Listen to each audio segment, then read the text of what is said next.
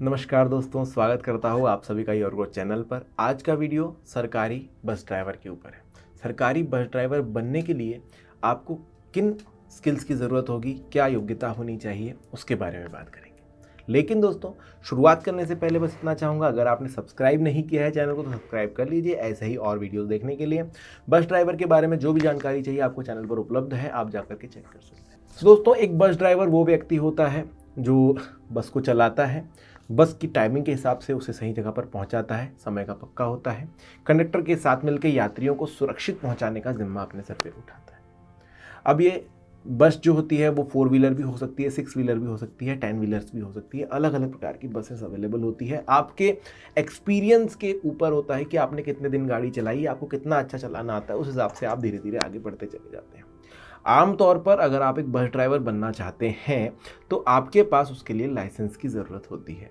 तो पहली योग्यता हो गई कि आपने लाइसेंस बनवा रखा है। 4 व्हीलर 6 व्हीलर मिनिमम आपके पास होना चाहिए। 4 व्हीलर बसें भी होती हैं जो स्कूल बसों के तौर पर यूज़ की जाती है, 6 व्हीलर भी स्कूल बसों के तौर पर यूज़ की जाती हैं, वो भी आपके पास हुआ तो काफ़ी अच्छा हो जाता। तो पहली चीज़, प्रॉपर लाइसेंस हो आपके पास 4 व्हीलर 6 व्हीलर का। और अब तो सरकार ने कर दिया है कि आपको लाइसेंस बनाने के लिए सीखना ज़रूरी है किसी ड्राइविंग स्कूल से, जो कि और ज़्यादा अच्छी बात है। क्योंकि पहले जहाँ तक हम लोग देखते थे ना कि ऑनलाइन एग्ज़ाम हो जाता था, ड्राइविंग लाइसेंस मिल जाता था आपको लर्निंग का, उसके बाद आप लोग एग्ज़ाम देते थे और गाड़ी चलाते आ गई तो वहाँ पर आपको लाइसेंस मिल जाता था।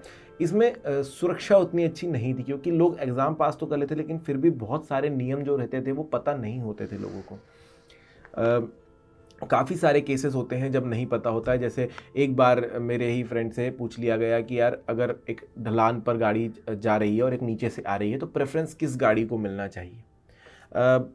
एक गाड़ी स्लोप से नीचे उतर रही है, दूसरी ऊपर चढ़ रही है, तो प्रेफरेंस किसको दोगा, कौन सी गाड़ी है जो एक दूसरे को साइड देने वाली है। तो यहाँ पर जो है जवाब अगर आपको पता है तो कमेंट सेक्शन में ज़रूर बताइएगा।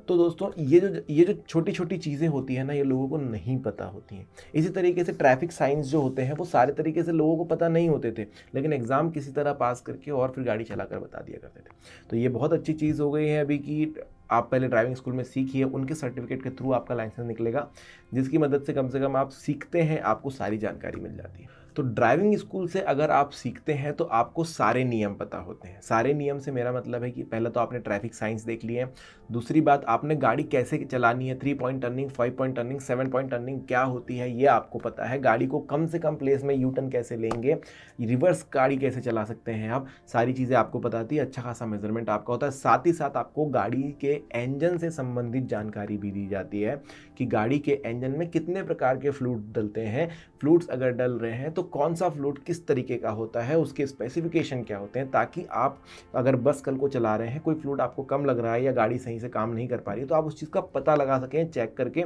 सारे फ्लूइड चेक करके। इसी तरह रेडिएटर में कौन सा फ्लूइड डलने वाला है, कौन सा रेफ्रिजरेंट डलने वाला है, एसी में क्या डलने वाला है, गाड़ी के टायर्स क्या होते हैं, कैसे होते हैं, उसमें कितनी हवा होनी चाहिए, नहीं होनी चाहिए, पंचर हो गया तो किस तरीके से रिप्लेसमेंट करनी चाहिए। ये सारी चीज़ें आपको सिखाई जाती हैं, जिसकी वजह से आप और ज़्यादा योग्य हो जाते हैं। देखिए, ये आमतौर पर अपनी गाड़ी चलाते समय कई बार आपको नहीं भी ज़रूरत पड़ी होगी, कई बार मतलब कभी अभी तक हो सकता है ज़रूरत ना पड़ी, लेकिन एक बस ड्राइवर अगर आप हैं तो आपके पास पीछे बैठे हुए जितने भी लोग हैं, 40 से 50 लोग हैं, उन सभी की सुरक्षा की जिम्मेदारी है।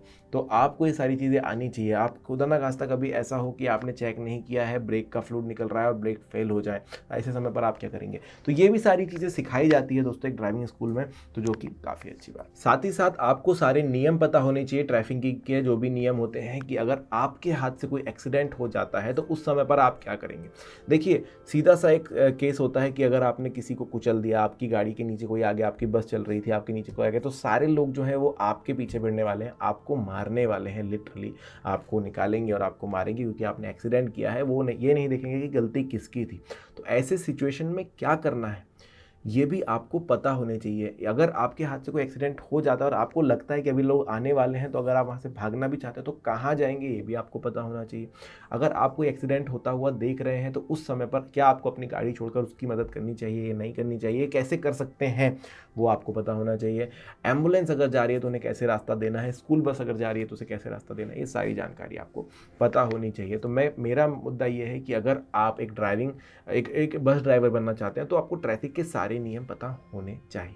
साथ ही ट्रैफिक साइंस आपको सारे पढ़ते आने चाहिए, 50-55 जो साइन होते हैं वो सारे के सारे आपको अच्छे तरीके से पढ़ते आने चाहिए। अगर पढ़ाई की बात करेंगे दोस्तों तो मैं आपको बताना चाहूँगा कि कम से कम 10th पास होना आवश्यक है, तभी आपका लाइसेंस भी तभी बनता है। आप इसके अलावा आपका लाइसेंस नहीं बन पाता है। तो 10th पास कम से कम आपका होना अनिवार्य होता है, तो आप एक अच्छे खासे ड्राइवर बन सकते हैं। अब आप कहेंगे यार कंडक्टर के लिए तो कम से कम 12वीं पास करना पड़ता है, फिर बस ड्राइवर के लिए 10th क्यों? क्योंकि दोस्तों कंडक्टर को हिसाब किताब करना होता है, जो ड्राइवर का काम नहीं। ड्राइवर को एक गाड़ी संभालनी है, वो चलाना है, हिसाब किताब का काम नहीं होता है, ना ही किसी को टिकट फाड़ के देनी है, ना ही किसी से कम्युनिकेट करना है। ड्राइवर का काम सिर्फ अपनी गाड़ी चलाना है। ज़रूरत पड़ी भी तो कंडक्टर से कम्युनिकेट कर सकता है, कोई बात समझा सकता है, कुछ परेशानी है तो वो कंडक्टर को बता सकता है, जिनके थ्रू सभी लोगों को पता चल जाएगा। लेकिन फिर भी जितने काम कंडक्टर को आते हैं सारे ड्राइवर को आना ज़रूरी है।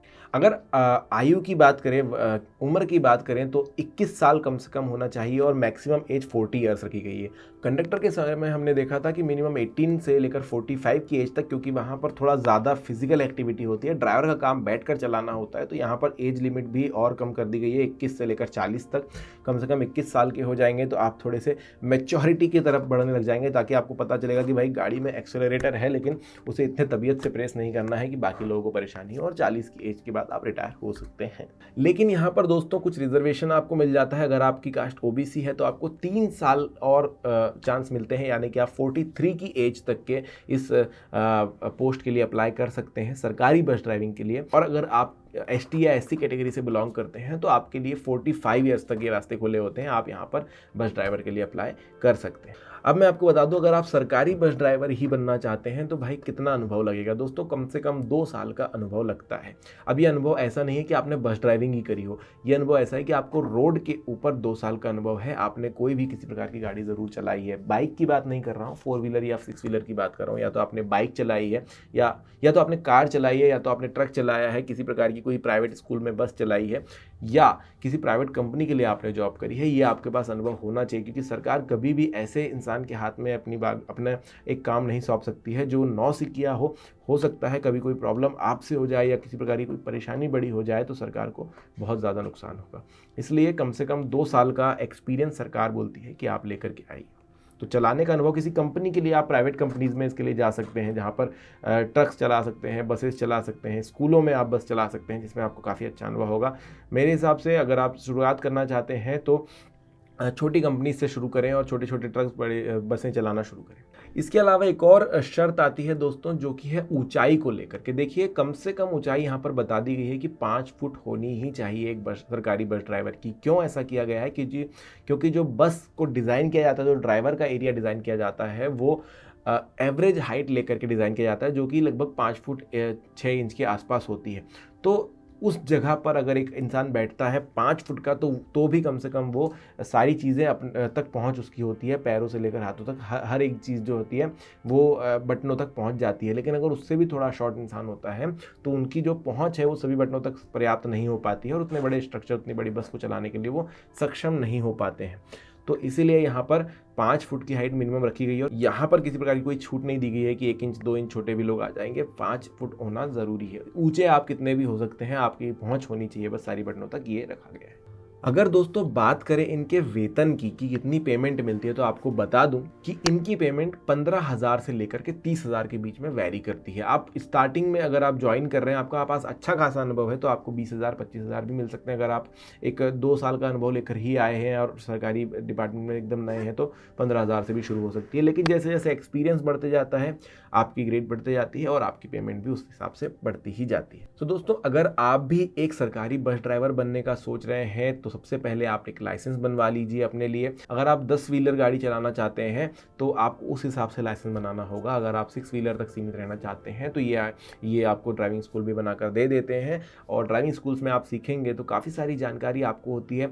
मैंने काफ़ी सारे ऐसे किस्से अपनी ड्राइविंग स्कूल के समय में सीखे थे, समझे थे कि हाँ अगर ये प्रॉब्लम होती है तो आपको क्या करना चाहिए। अगर आप एक ड्राइवर बनना चाहते हैं तो आपको क्या क्या चीज़ें समझ में आनी चाहिए। एक्सीडेंट के समय क्या करेंगे, कोई कैसे किन किन सिचुएशन में क्या क्या आपको करना चाहिए, उनके लिए क्या क्या नियम है, सारे आपको पता होने चाहिए। तो दोस्तों आज के वीडियो में मैंने आपको बताया कि ड्राइवर बनने के लिए क्या योग्यता लगती है। तो अगर आपको वीडियो पसंद आया है, लाइक ज़रूर कीजिएगा, चैनल को सब्सक्राइब ज़रूर कीजिएगा, कमेंट सेक्शन में बताइएगा कि वीडियो कैसा लगा। आज के वीडियो में इतना ही, धन्यवाद।